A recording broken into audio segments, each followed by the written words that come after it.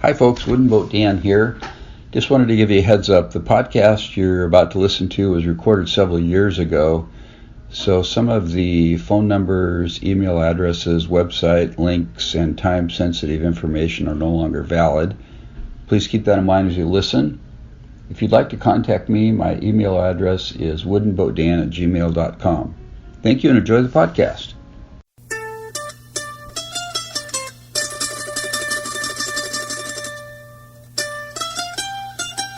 Welcome to Hooked on Wooden Boats Weekly Podcast Episode 46. I am your host, Dan Matson, aka Wooden Boat Dan. This is the world's first podcast fully devoted to celebrating the art, craft, history, tradition, and romance, and other fun stuff about wooden boats. Welcome to the show today, folks. Good to have you listening. If this is your first time, I hope you enjoy the show. We're going to have an interview in a little bit and do some fun stuff. And check out my website at hookedonwoodenboats.com. Well, this has been a good week, but before I get into that, today's featured segment is, I do that every week, 2 interviews I did at the Maritime Heritage Festival in St. Helens, Oregon 2 weeks ago. First interview with Jeff Sayler of Firehouse Boatworks. Jeff lettered in sailing at Evergreen College in Olympia, Washington. He attended a wooden boat school in Maine 20-some years ago, and now he has a wooden boat restoration and wooden boat building shop in Portland, Oregon. And he also recently made a bamboo cargo bike, which is pretty sweet. So stick around for that interview, and then immediately following that is an interview with Bruce Hebler and Linda Wolf, who I met at the festival also. They have a 1932 gill netter boat, 28 feet long. These boats were used in the 30s, 40s, and 50s for gill netting salmon on the Columbia River. And it's a real fascinating interview. Bruce and Linda know a lot about the history of these boats, and they've got a really gorgeous restored boat that's pretty cool. So stick around for those 2 interviews. I think you'll enjoy it. Well, this was a good week. I didn't get out on the water this week, but did a little work on my canoe. I got the inside partially glassed, the bottom 2 panels. Laid down some fiberglass cloth and embedded with 1 coat of epoxy. And then it took about 3 coats to fill the weave of the fiberglass this time. I still do not like the fact that when I cut the fiberglass cloth down, it frays at the edge, and it's very hard to get a smooth edge and not have pieces of fiberglass floating around when I apply the epoxy inside the boat. But I guess that's just part of the game. So next canoe, I'm going to work on getting that process down a little bit better. I'd love it if you would connect with me through email, dan@hookedonwoodenboats.com. You can subscribe to my e-news list by going to my homepage, hookedonwoodenboats.com/subscribe. Click on the, or just enter your name and email address there, and you can sign up for my monthly, sometimes semi-monthly or bi-monthly. Which one is it? It's bi-monthly, every 2 months, newsletter. You can post comments on my website around the show notes.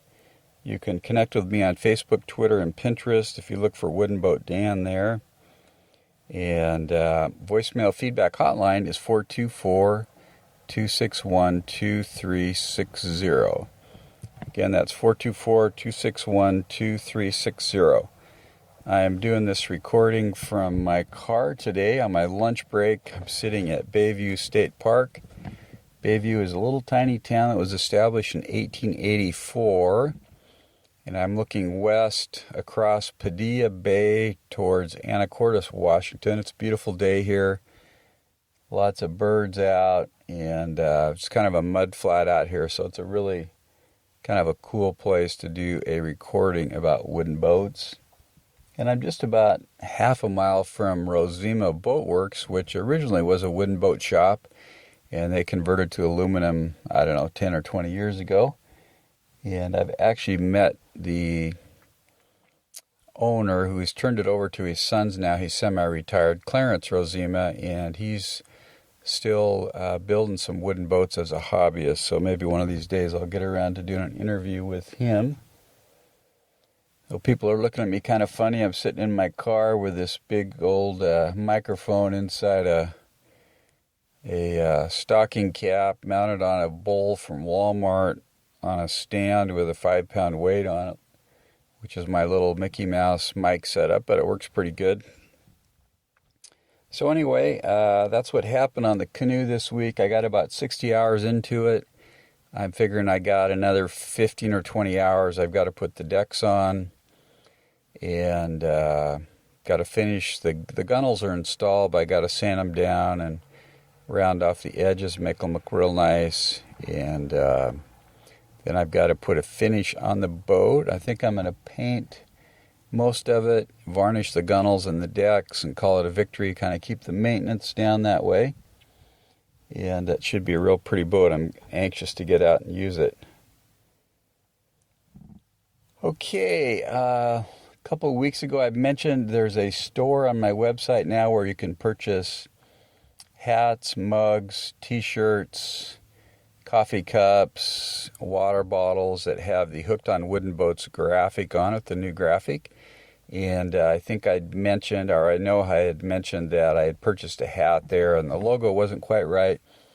But they did fix it, send me a new hat for free, and so I'm very happy with their products. And I also got one of their t-shirts with the Hooked on Wooden Boats logo on it. So if you'd like to help support the show and get the word out about wooden boats, go to my homepage, and on the upper right-hand corner there, you'll see a little banner there with some clothing displayed. If you click on that, it takes you to my store, which is located on cafepress.com.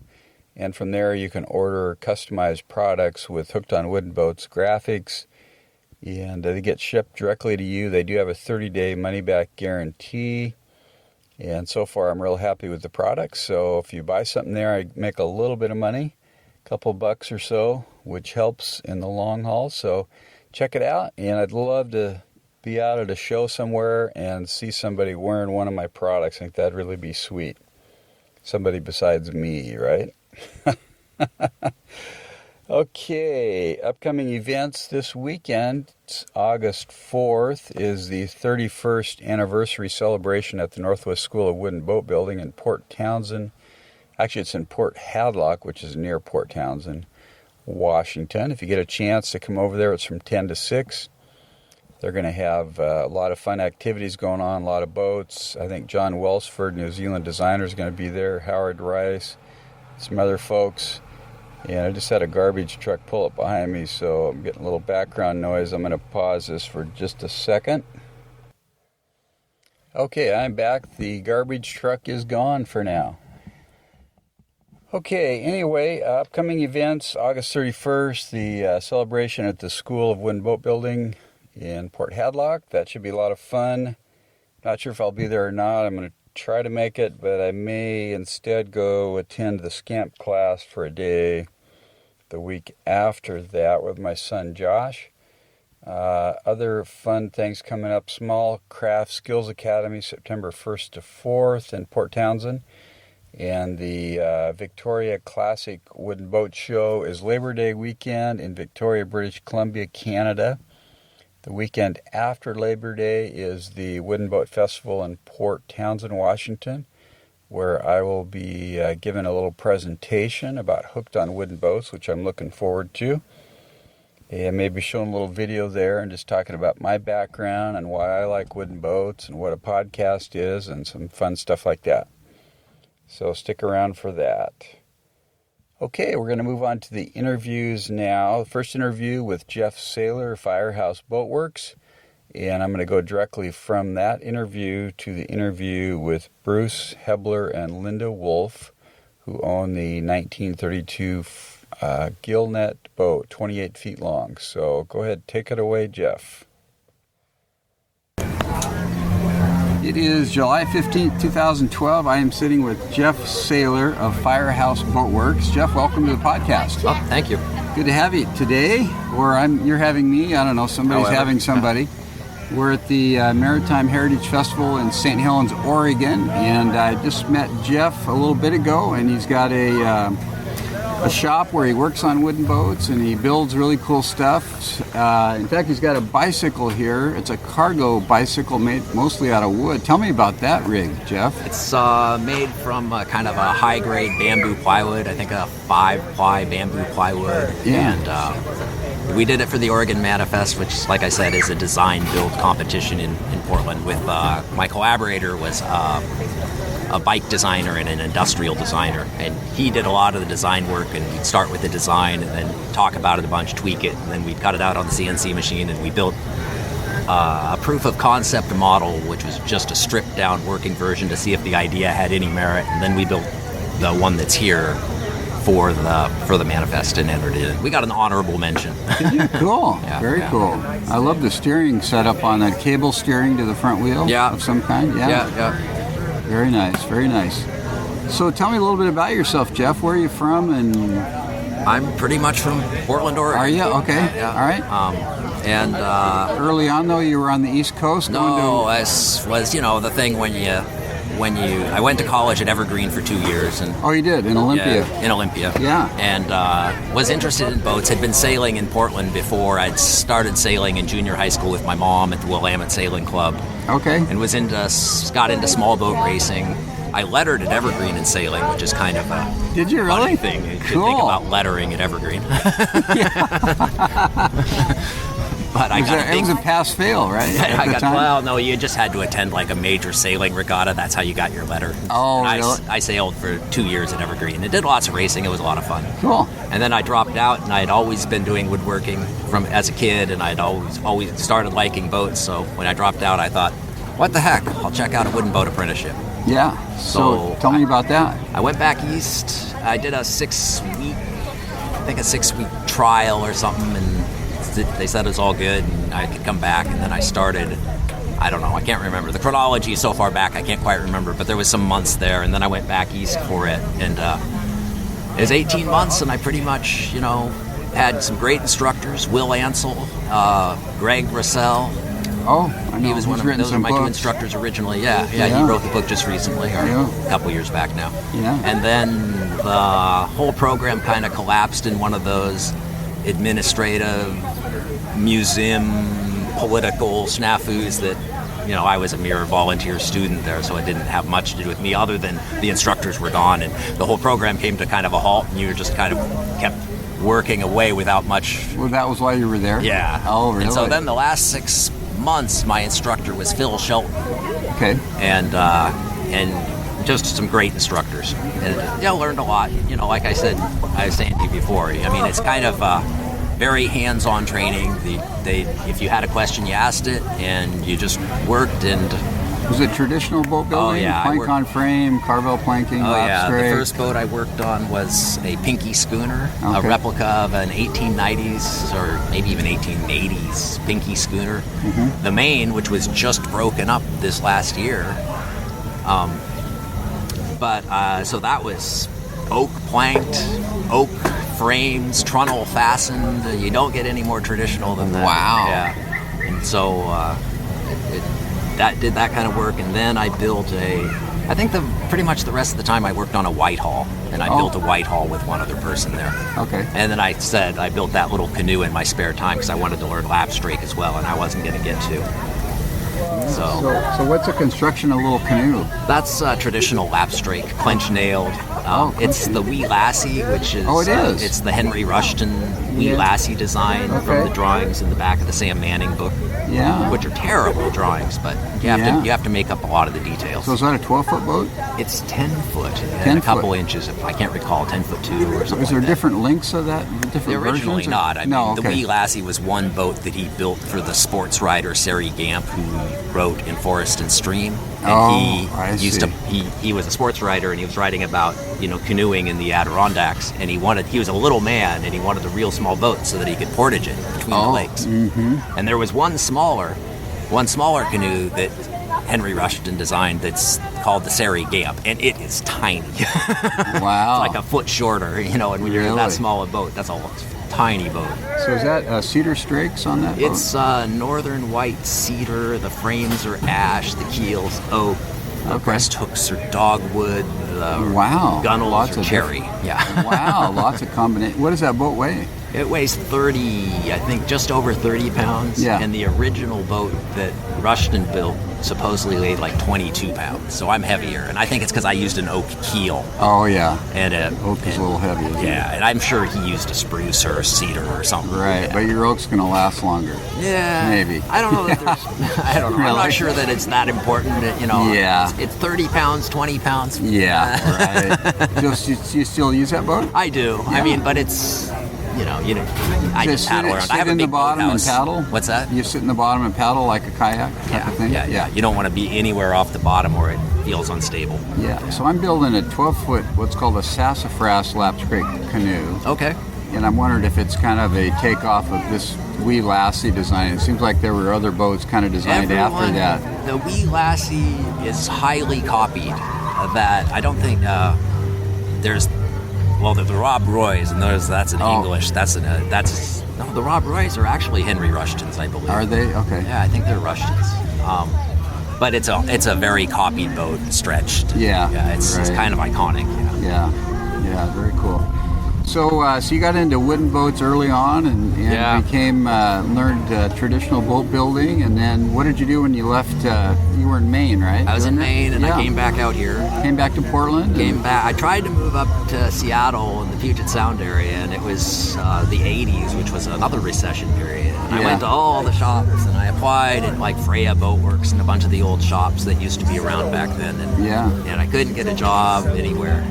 And then I just started picking up a job here and a job there, whatever. In Portland? Yeah, in Portland. Okay. I worked for a little while in Seattle, and I had a really hard time. I couldn't break into the market in any way. I couldn't get a job, and it was just hard to get a toehold in there. And then I got a big restoration job down here, and so I didn't anticipate ending up in Portland, but it happened. Yeah, right. And that was where you were from originally, huh? Yeah, and some family. It was easy to end up here. Yeah. So you've been had your own shop, your own business for quite a while then. Yeah. My previous business name was Sayler Marine Boatworks. Okay. And I brought in my friend who I'd been working with for a good 10 years already as a partner, and we had got this big boathouse down under the I-5 bridge that we pretty much have completely rebuilt, and that's where we're based now. So when you say boathouse, what do you mean by that? It's a floating boathouse, but it's basically a big garage for boats with a big boat well, 55-foot boat well. Oh, really? And it's got a 20 by 30 shop in the front of it. Mm-hmm. And so we have a little bit of a woodworking shop where we can pretty much do minor boat repair in there. You can't, anything serious, we always have to go to the boat yards across on the Hayden Island or something. I see. Get it hauled out and do it there. So are you by Pier 99? Yeah, we are Pier 99. So, we're Pier 99 West.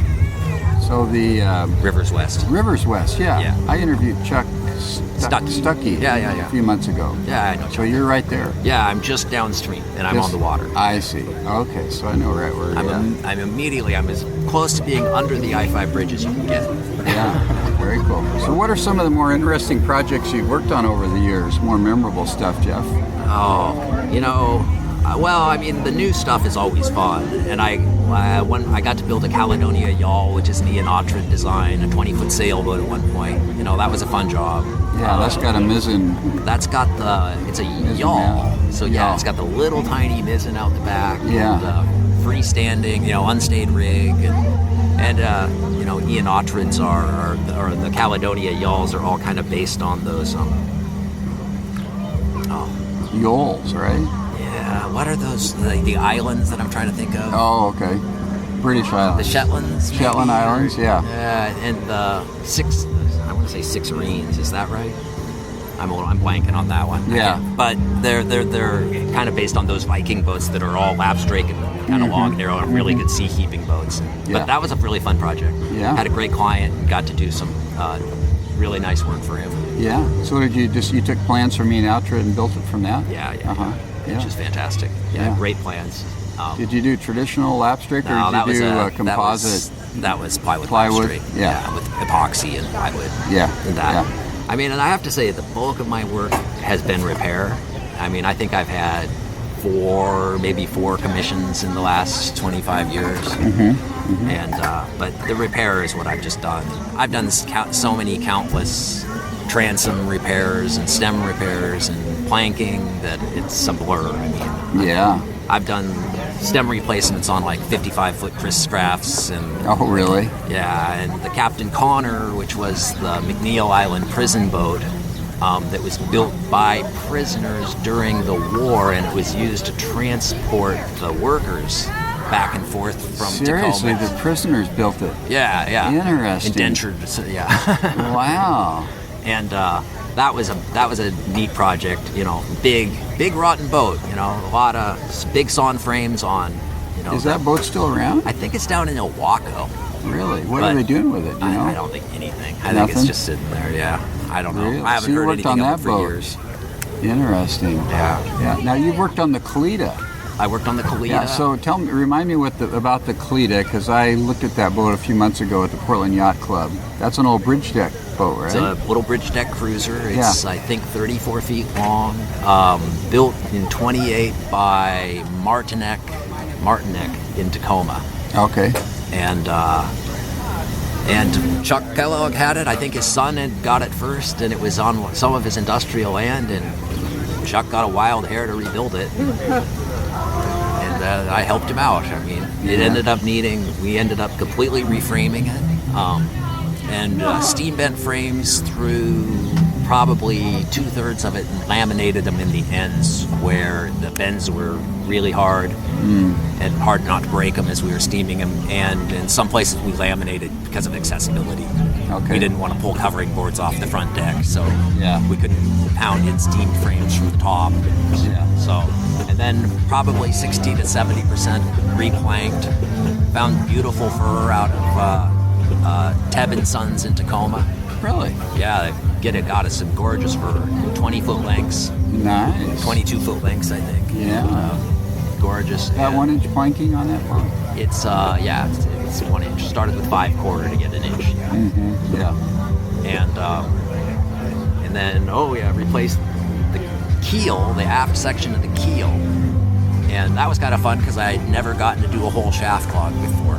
Oh. So I got to do the shaft log, which was kind of fun trying. And then when you got the whole boat open like that, and you're doing it with a 12-foot shaft log, a tiny variation changes where the shaft is going to align with the motor substantially. You know, if I'm a quarter inch out at the back, you can be, it's an 18-foot long shaft. And so that was kind of a challenge, trying to figure out where I had to have the shaft log and the whole keel in place to actually line up with a theoretical engine that we didn't have. Yeah, interesting. We had it at the end, and so that was good. Yeah. So why do you like working on wooden boats? What is it about wooden boats that you like? Well, the easy answer is they're not itchy. They're not what? They're not itchy. Oh.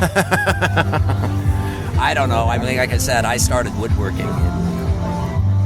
I took wood class from as early on as you could take it, so 7th through high school. And, I just always liked wood, and the craftsmanship is always what appealed to me.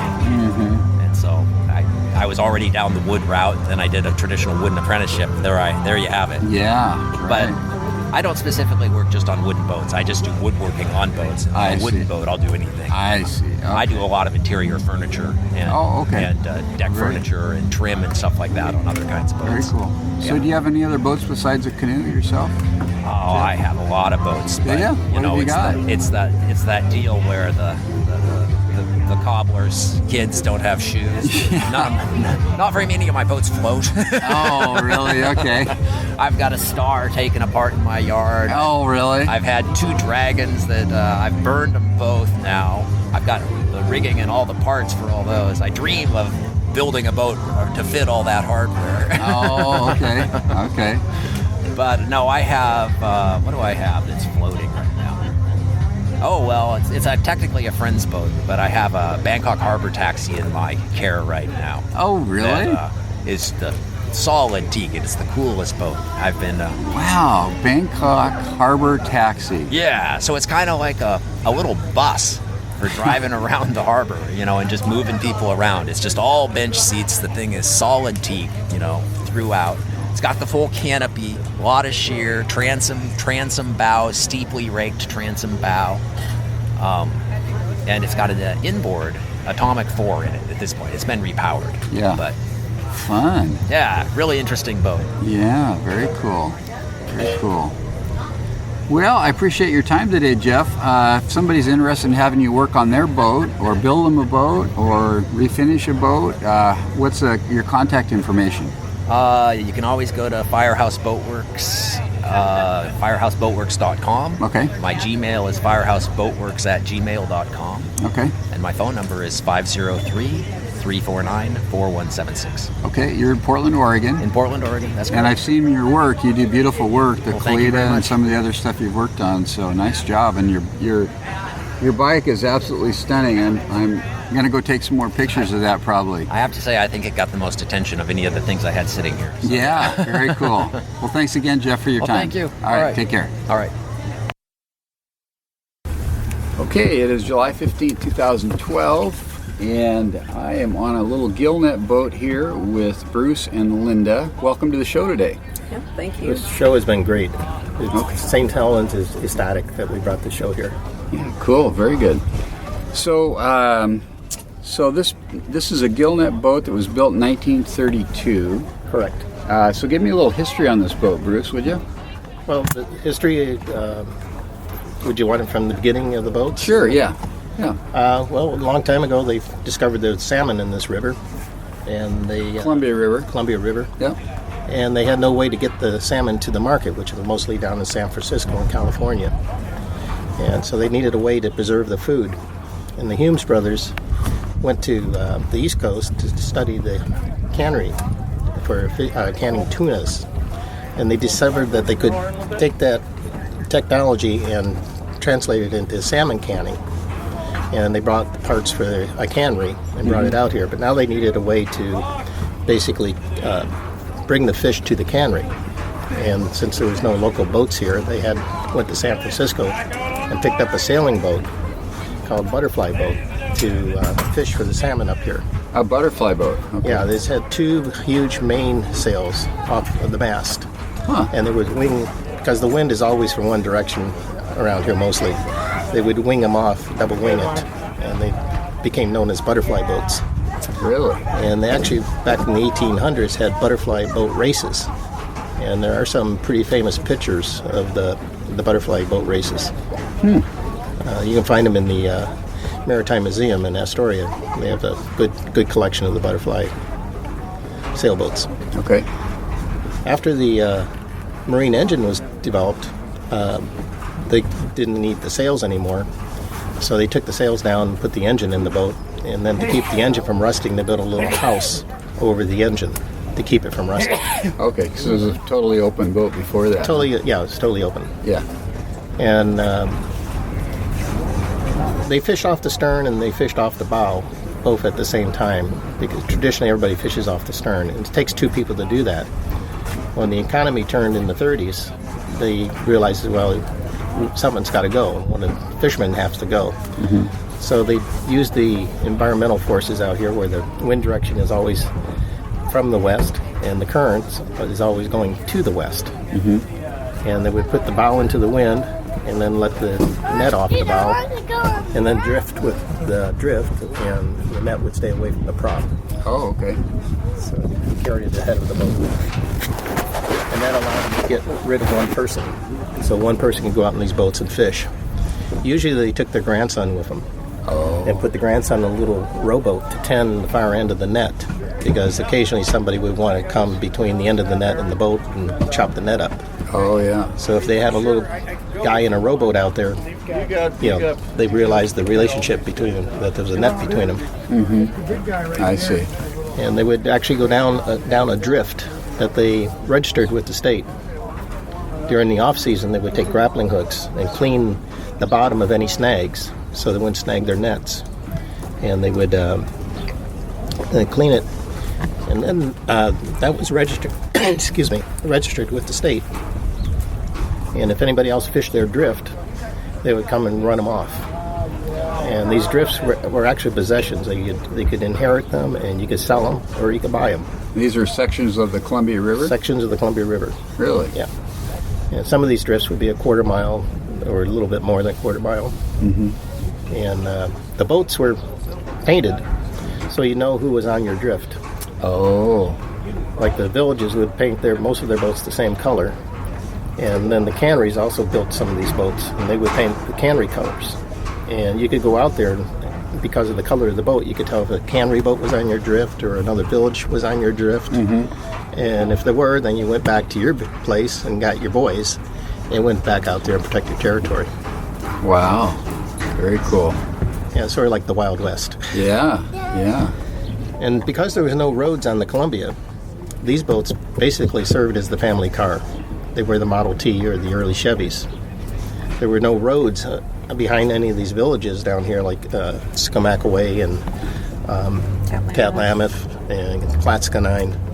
They were basically river towns, and all the buildings, like St. Helens here, this courthouse faces the river because there wasn't very many roads in the back. Mm-hmm. So the river was the road. Yeah. And they were born on these boats. They got their mail, got their grocery, got their food, and they dated on these boats. And they got married. Really? Oh yeah, and they would, if you died, they would take you out and bury you on these boats, take you somewhere and bury you. Really? Yeah. Funny. So this was the economic engine. Yeah. Of the whole river. Really? Very interesting. So Linda, when did you first see this boat? Well, it was, do you remember what year it was? Because now we're in the blurry 20-sums. No, but 85. What was 85 or 86 we first saw the boat. Yeah. 85. And we love the lines. We saw it on the river, but and always admired the shape of it. And then we discovered it was for sale, and it was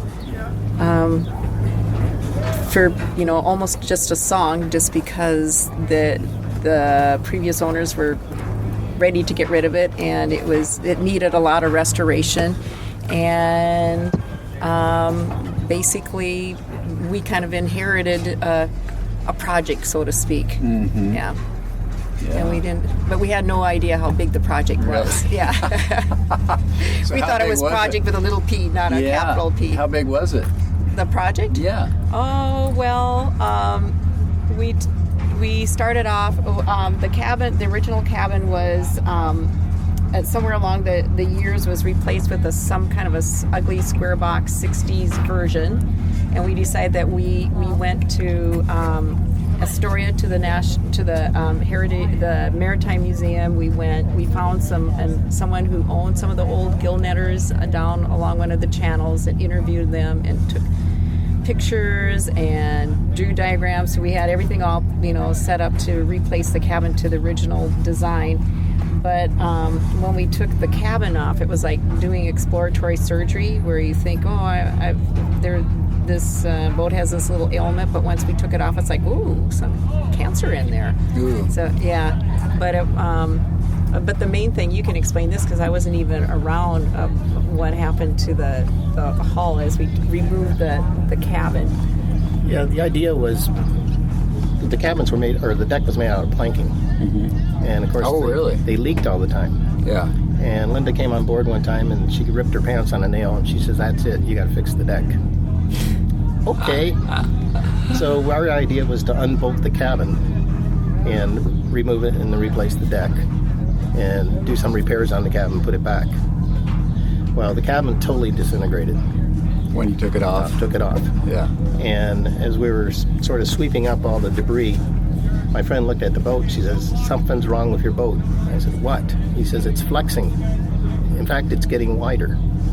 Well, it turns out the shear clamp on the side was broken in two places. We actually dry rotted out. None of the bulkheads that went across the fish well here were attached to the sides, so it got wider by about a foot. Oh my goodness. Started splaying. And when a wave come through the boathouse, the back and the stern didn't bounce the same rate. One was sort of staying still and the other one was moving. So the front and the back weren't attached. Oh my goodness. So we immediately got some clamps and started pulling it back in and trying to figure out, is this where it was? Was it, 8'3" or was it 8'2"? Oh. We were trying to make some really rough measurements, and we decided, it must be 8 foot.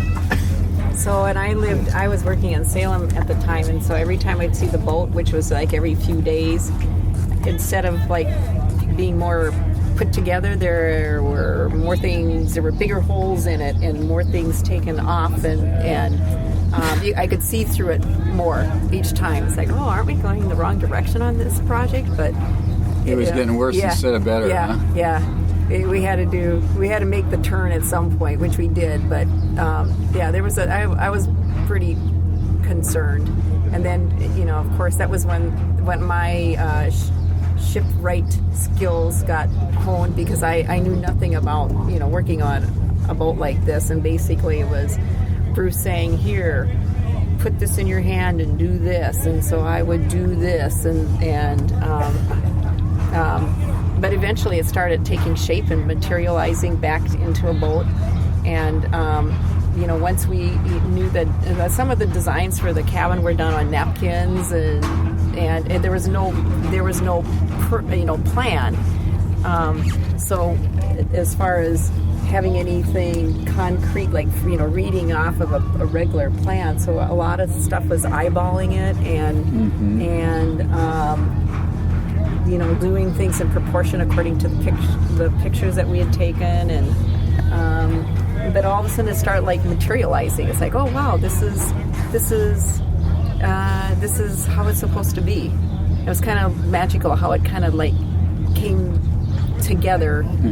And I think the boat has a life of its own, and we want it to be resurrected. Yeah. Yeah. Like a living organism, huh? Yeah, it definitely talks to us. Yeah. So you've owned it for 25 years, and you finished most of the restoration a few years ago or 10 years ago? Well, we did a fairly extensive restoration at the very beginning. Like we said, the cabin had all destroyed. So we built the new cabin, put the new decks on. Then every 5 years you have to pull a boat like this to tap out the bottom to see if there's any dry rot. And of course we found dry rot every 5 years. Really? So we would take a plank off, replace planks, or repair the frames. Basically right now 90% of the boat's been replaced. Really? Yeah. So after every 5 years we did that. The last one, we were up by Stella, and a car carrier went by doing about 23 knots, fully laden, and the wake that it caused threw up such a huge mess in the river. We bounced off of something and put a hole in the front of the bow here on the starboard side. And water was just gushing in there, and Linda managed to get from the cabin around, find the thing, and plug it. Otherwise, we would have. Like this over the hole. Really? Like for about 4 hours. Yeah. Oh. I didn't move. Oh. Didn't move. I just saw water seeping through my fingers for that length of time. Oh my goodness. And I immediately water. just looked for the first piece of land, the closest piece of land that I could find, and it was an island up there. Where is this at? Just around Stella. Where's that at? It's this side of Catlamouth and the other side of Rainier. Oh, okay. Sort of in between. On the river. Yeah, it's one of those river towns. That, Okay. Mm-hmm. Yeah. And so I just beached it. And of course the beach was all mud. So we couldn't let it just settle, because once you settle into the mud and the tide comes back in, you don't go back up. You're stuck. Oh. So we had to keep it floating. That's why she held it for 4 hours until the vessel assist and a diver could come. And once they put a patch on it, then we were able to pump it up completely out and make it into a place where we got trailered to a repair yard. I see. Okay. Yeah. Wow. So early on you had a charter business with the boat, and now you've started that up again, is that right? Yeah, back in '89 we put it into charter service as Wolf Charters, and we chartered for about 3 years. But the boat was so much in demand that it was no longer for our pleasure. It was sort of, the boat got out of our hands because we had hired captains. Oh, I see. And so wanted to go on their schedule and things, which was not the same as our schedule. And we used to have birthday parties on here, and we built it for ourselves. Yeah. And then we came to the realization that the people that are enjoying it is someone from Hawaii or whatever, whoever was on board, but it wasn't. Our friends start saying, "Well, when can we go on a boat ride?" And then that's when we thought, you know what, we kind of lost perspective a little bit. We're gonna claim it back for ourselves. Yeah. But since then, I got my professional merchant mariner's license as a captain and a master. Oh, wow. And I do have a training school where I train other captains. Oh, really? And so this last go around after the crash with the car carrier, we decided to go for the whole boat and restore everything that we could find instead of just one little piece. And so it was a total restoration. Went on for 2 years, and I had one garber plank to put back on when a tree fell on the cabin. Oh, you're kidding. No, we were in a Tomahawk boat repair yard, and the adjoining property is the Columbia River Yacht Club, and their cottonwood trees were up there. Oh. And Linda noticed some of these cottonwoods really looked diseased, so we took some pictures and I wrote a letter and sent it to them, and they sort of ignored it. And a big wind came along, knocked the tree over, and right down the center of the cabin. Oh, no. The only thing I didn't have to fix. Smash this like a pancake, like a wedding cake smashed down, and then of course the handrail was all twisted, the windows popped out. The mast was totally destroyed. Right, kind of it smashed across. Took this out. The splash rail. And it missed somebody by 10 feet. That was working on their boat. They were working on the boat 10 feet away from it. If it just ain't come a little different angle, it could have knocked this off and it could have killed him. Really? So that was quite the deal. So it's like, now what do we do? Yeah. What? Because we were getting ready to go out, and it's like, we could see the sighting. The light was at the end of the tunnel. Oh, we're going to be out on the river again. And then when that happened, first of all, you can imagine we were devastated. And, we've grown. Once you do every single little tiny inch by hand, and you're planning it and measuring and doing it, it becomes part of you after a while. Yeah. And when you're living in that boatyard, that becomes your community in some ways. But we were ready to get going, and then here's the cabin smashed to bits, and we're at the point of the now what, because we're kind of looking at each other like, well, it was devastating. So we had a moment pause of, well, do we just give up on this? Like, when do you cry uncle? We had a hole punched in it, and now a tree fell on it. Like, at what point do you just say, I give? And then plus we knew how much money we'd put into the repairs that we had already done and the restoration we had already done. Yeah. And now we have that and the time and more, put into that, and less time on the river. And so there was a point where we discussed, well, is this when we let this boat go? But And so we were able to finish the cabin. So you got the cabin finished. What year was that? That was last year. Oh, just summer. last year. Okay. Summer. Yeah. It was built over the last winter, and then through last August is when we finished it. So it took almost another year. Okay. And then when did you restart your charter business? Well, once we got it back into the water, and we looked at that because so many people when you go down the river, everybody waves at this boat. Everybody, they just love this boat. Yeah. And we knew it was a successful charter before, but it got out of our hands because we weren't captains. We weren't running it. Well, now I have my own captain's license. And I said, we can control the charters. She's pretty friendly. She likes to say hello. Yeah, we can control the charters. And so we said, okay, let's give it another try.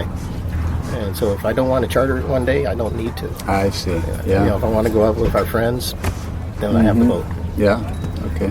So that's what sort of prompted us to give it another try to put it back in service. Yeah. So how many of these boats are still in existence that are on the water, usable, you think? Usable, I would say there's less than 7 on the entire river system. Really? Yeah, and most of them are concentrated down around Puget Island to Astoria. Okay. Yeah. And originally you said there was 10 or 20,000 of these boats built? Yeah, in 1926 alone, there were 7,000 registered in Astoria. Wow. And after that, they built these boats right up through the 1950s. And besides the Astoria Boatworks and Columbia Boatworks, there was Blix Brothers, and this is a Blix, built them on Welcome Slough in Puget Island. But there were the gill nets built right here in St. Helens and also in Portland. So there had to have been at least 20,000. Yeah, 20,000 altogether over the years. Yeah, wow. And now we're down to 7. Yeah. And then you were saying this boat's going to be registered with the National Maritime or some historic registration? The Sam Johnson at the Columbia River Maritime Museum, wanted to do the lines and have it put in the registry with all the other gill netters that he has found and he's trying to document all the old wooden boats of the Northwest. I see. Very cool. So if somebody's interested in your charter services, how would they get a hold of you? Or get information about that? The net company's name is Wolf Cruises, Inc. Wolf, W-O-L-F-E. Cruises. Just W-O-L-F. Oh, just W-O-L-F. Okay. Right.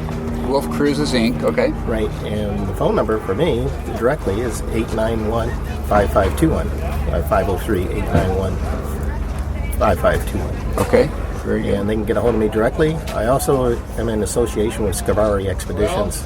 What's your pleasure, And well, I got a call from my help. that company ran 7,000 passengers around the downtown Portland area, around Ross Island. 6 at a time. 6 at a time. Wow. Actually, more than the Portland Spirit carried. Wow. And he can be reached at scavari.com. Okay. And it's SCOVARE.com. Very cool. So, well, I appreciate your time today. Any parting comments for our listeners? Linda, anything else you want to say? It always feels good to be out in the river, and we are just grateful that our boat, we served our boat, and it's been serving us, and we're just happy to be here and enjoy the Northwest on this boat that was a big part of the Northwest. Yeah, very cool. How about you, Bruce? Oh, it's just enjoyable to drive a boat like this with all the history behind it. Yeah. It's very satisfying to keep it alive. Yeah, very cool. Well, good job. It's been fun talking to you guys, and have a great week. And you too. All right, thanks. Thanks, Jeff, for doing that interview. It was fun talking to you, seeing your bamboo bike, all that fun stuff, and best of luck to you in your business here in Portland. And I will put his contact information on my website. And by the way, his website address is firehouseBoatworks.com. Phone number 503-929-8722. If you get a chance, look up Jeff or Dan, his partner. And they do a really great business here in Portland. And then also, I want to say thanks to Bruce Hebler and Linda Wolf for the time they took to let me do an interview with them about their gillnet boat. It's really fun to talk to people that know so much about the history of their boats and how they were used and all the gory details. And that just makes it a lot of fun. So thank you very much to Bruce and Linda. Well, if you'd like to help support the show, which I hope if you enjoy the show, if you're listening, you probably enjoy the show. If you enjoy the show and you'd like to help support the show, you can do so by making an Amazon purchase through my website. If you go to my website, to the resources page, click on any Amazon product there, and then go make an Amazon purchase. I get paid a little bit. Also on my homepage is a banner for Jamestown Distributors on the right-hand side. If you click on that banner and you go to their website, and they sell a lot of marine products, boat building supplies, epoxies, fiberglass, every part known to man for your boat. If you make a purchase there, I get paid a little commission. You can also go to my Hooked on Wooden Boat store and buy coffee mugs, t-shirts, and so on, as I mentioned before. And to get there, go to my homepage, and on the right-hand side, you'll see a banner with a picture of some apparel there, like a t-shirt or something like that. Click on that. It takes you to the store there. And also, if you enjoy the show, please go to iTunes and give me a 5-star review. Well, I think that's about it for this week. I'm hoping you're getting out on the water. And getting out in the water in a wooden boat is especially fun. I'm going to try to get out this week. Actually, I won't be out this week because my canoe is not done. And I missed first it was Memorial Day deadline. Then I reset the date for the end of July, and I haven't made that. Although I have one more day, so that ain't going to happen. But let's go for a new end date of August 30. Now let's go August 21st. That gives me 3 weeks.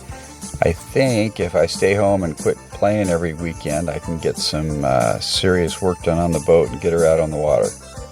Anyway, have a great week, folks. Keep the bright side up and the barnacled side down. Wooden Boat Dan over and out.